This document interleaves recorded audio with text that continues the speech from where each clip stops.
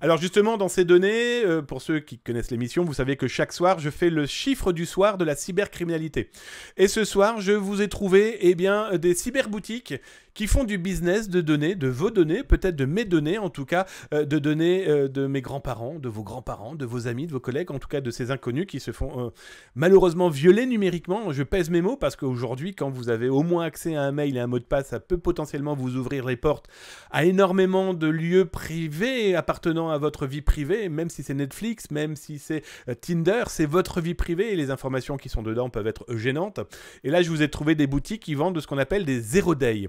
Zero day, c'est quoi? C'est une donnée qui est inconnue, en tout cas par la majorité de la population. Elle n'est connue que par le pirate informatique et donc ça a un certain coût.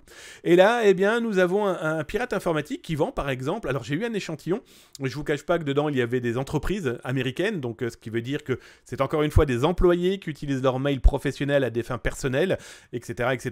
Bah, vous comptez, là, vous voyez, 300 balles, 300 $ pour simplement 12 000 mails. Donc on peut quand même se dire, 12 000 mails à 300 balles, ça commence à faire cher, donc ça veut dire que c'est du qualitatif, en tout cas c'est du zero day que personne ne connaît.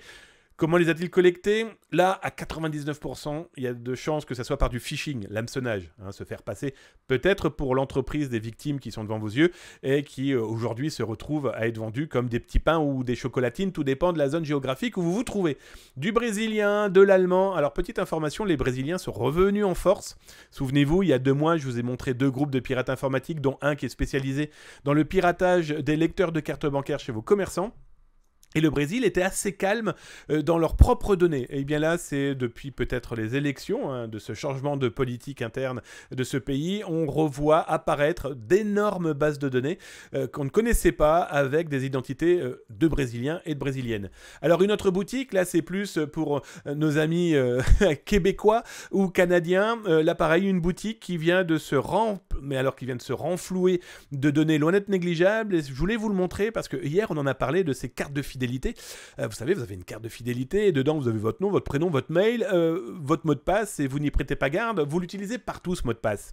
Et bien là on a clairement un pirate informatique. Alors lui je l'ai interviewé, je l'ai rencontré. Numériquement parlant, on a parlé, j'ai clairement été dire qui j'étais, voilà, je voulais lui poser des questions, il a été très clair, oui, on a causé, ça c'est sûr, et il m'expliquait, là c'est simple, par exemple sur Petro-Canada, qui est le total local, Maribouane, Subway, Pizza Pizza, Walmart, Pita Pit, et bien là vous avez très certainement 6 fois Damien, parce qu'il est 6 fois dans ses boutiques, mais il utilise tout le temps le même mot de passe.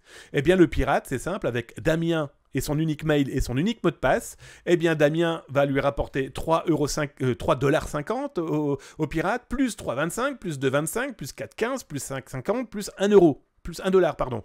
Là, on est grosso modo 30 $ pour une seule vente de 6 boutiques différentes. Autant dire que si vous ne faites pas gaffe à vos données, vous allez finir en chair à pâté, là. Vous allez finir en chair à canon, en ce que vous voulez. 1, vos données vont être volées. 2, votre argent va être détourné. 3, vos identités, vos informations, voire votre adresse postale, votre numéro de téléphone vont être découpés, dispatchés et rediffusés. Revoyez l'émission auquel j'ai participé la semaine dernière sur France 5 avec les données de santé. Vous les perdez, j'ai très honnête avec vous, c'est définitivement perdu. Alors après, il ne faudra clairement pas vous étonner de voir débarquer le pire des chieurs, ou des chieuses, en tout cas en malveillance, qui tentera tout et n'importe quoi pour vous piler les données de bancaire, de santé, de votre vie privée, tout ça pour faire de l'argent sur votre dos.